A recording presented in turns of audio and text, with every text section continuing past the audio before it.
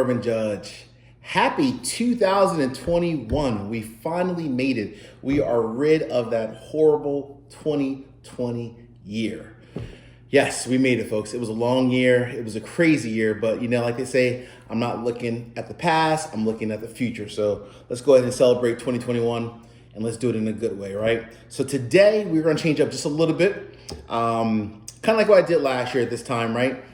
We're gonna do the top 10 bourbons and ryes of 2020.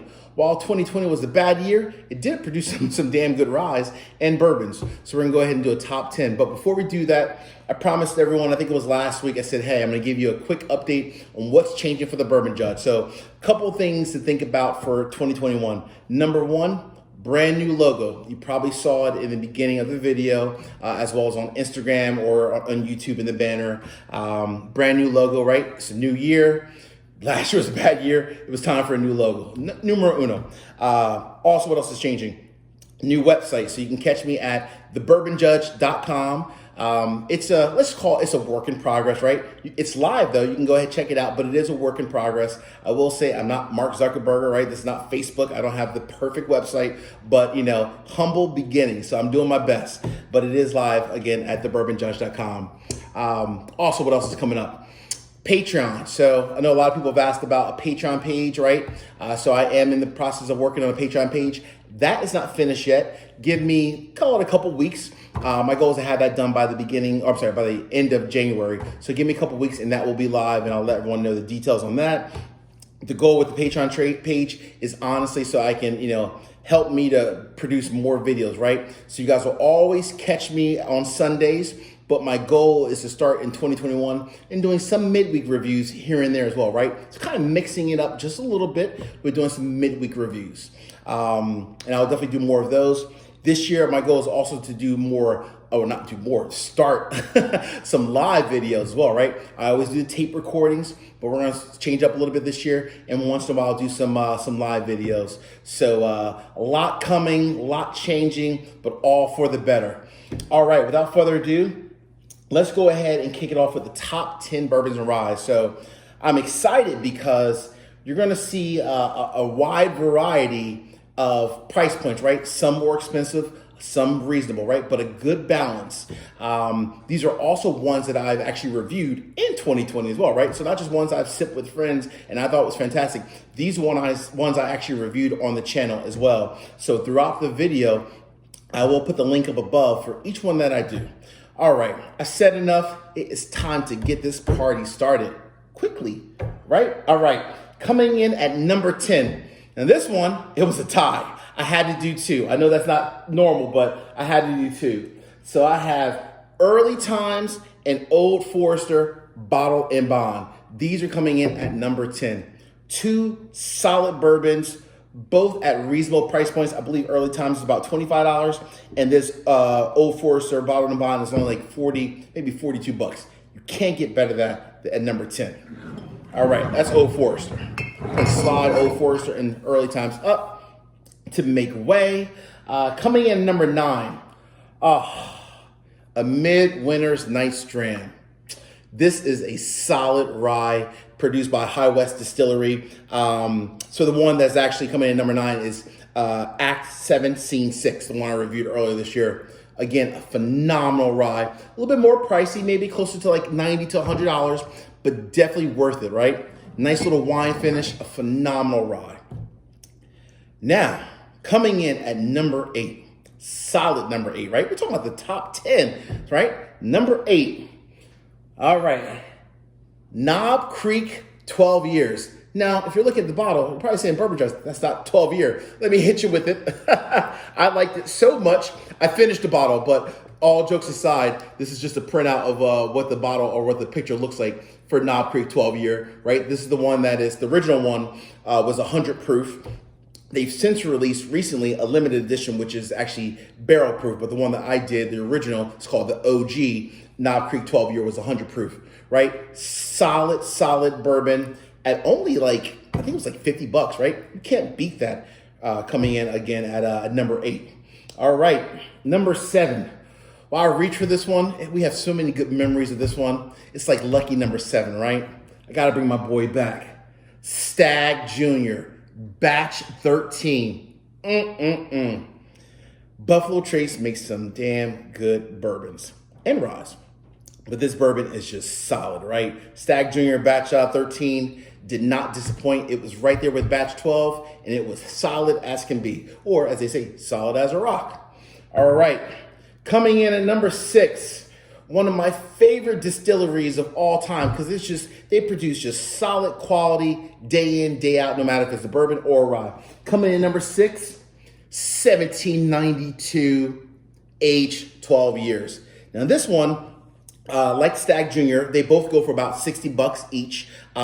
Slightly harder to find with this one, but again, it's not at the end of the world hard to find. You may have to go to a couple of liquor stores. Again, probably your places that are, a bit, have a bit of like a larger range in terms of bourbons and ryes and whiskeys. So that's number 6. Folks, we're getting to the top 5, baby. The top 5. This is tough. All right. Again, because I said, I didn't want this to be, my top 10 to be only Buffalo Trace Antique Collection and all Pappies, right? As you can tell, I'm mixing it up quite a lot, right? All right, coming in number 5. Now this one, I'm giving it number 5 because of the availability as well, right? In theory, it's probably a little bit higher, but this is obviously George T Stag, right? This is the 2020 edition that came out, 130.4 proof. A solid bourbon, right? In all actuality, probably a little bit higher in all sincerity. But again, this is not just a blend of just the price point, it's also the availability. This is super hard to find. But if you can find it at MSRP, this might break your top 3 list, right? Again, I was very fortunate to get it at MSRP, and I love this bourbon, right? Number 5, George T Stag.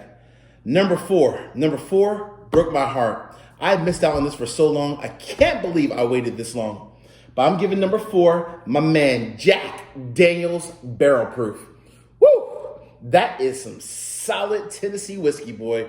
Makes me want to sing that song right now. Solid as can be, right?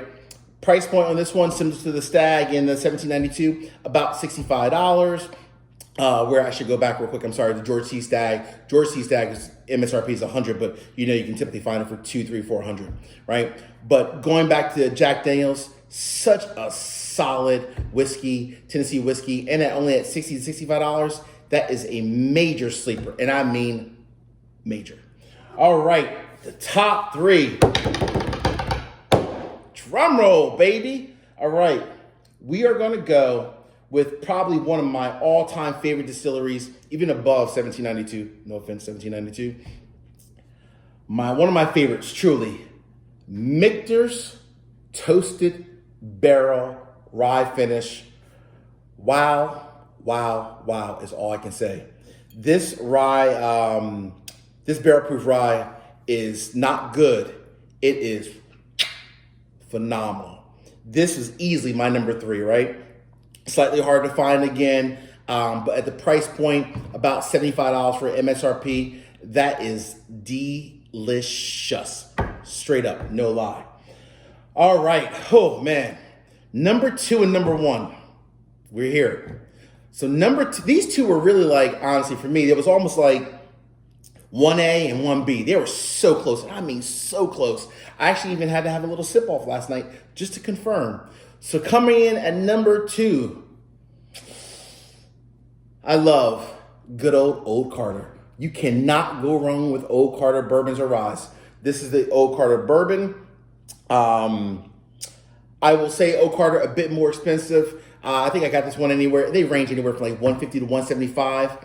But I've never had a bad. I never had a bad bottle of Old Carter. Old Carter produces phenomenal juice, day in, day out. Shout out to you, Sherry and Mark Carter. All right, coming in at number 1. This was the sleeper of the year. Quick story. Walked into a liquor store, heard all this hype about this certain bourbon new company coming out, and I saw 3 bottles on the shelf, and I only bought 1. If there was a time that I could just slap myself silly, I would slap myself silly right now, because this juice is so damn good, and it's only at $70. Coming in at number 1 for the Bourbon Judge, Smoke Wagon barrel proof, uncut, unfiltered. Smoke Wagon, barrel proof. These gentlemen are doing a fantastic job of blending barrel proof bourbons. And I say fantastic, I mean fantastic. So fantastic that I have to have a sip right now with you guys. You guys know we're not having a little a review session where I'm not sipping some bourbon, especially the number one bourbon of 2020. That one goes all the way up front, all by himself. As we say, cheers. Thank you for subscribing. Thank you for watching. Truly appreciate everyone, all the commentary and so forth. Salute. Happy New Year. Carino knows I cannot use this gavel. I know this one definitely is a winner. And it's a buy.